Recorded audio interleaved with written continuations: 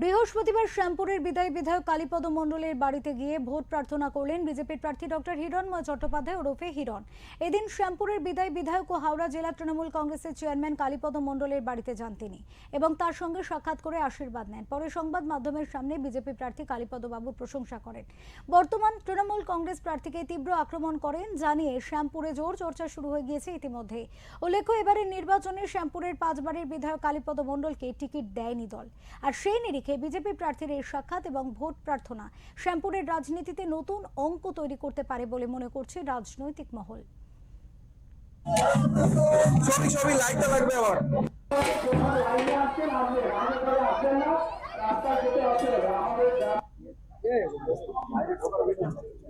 সৌজন্যতা আপনারা বলছেন, আমার কাছে সৌজন্যতা নয়, আমার কাছে একজন অভিভাবক মাস্টারমশাই, যিনি দীর্ঘ 81-82 সাল থেকে শ্যামপুরে রাজনীতি করছেন, তার কাছে আমি আশীর্বাদ চাইতে এসেছিলাম।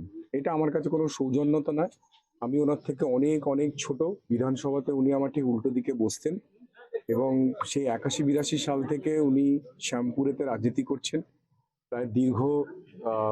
প্রায় দীর্ঘ 45-46 বছরের ওনার রাজনৈতিক জীবন।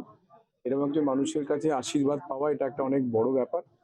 রাজনীতির মঞ্চ আমার মনে হয় আলাদা হওয়া উচিত। রাজনীতির মঞ্চে রাজনীতির কথা রাজনীতির ভাবে বলা উচিত, কিন্তু ব্যক্তিগতভাবে আমরা তো সবাই একে অপরের সঙ্গে সুসম্পর্ক রেখে চলবো।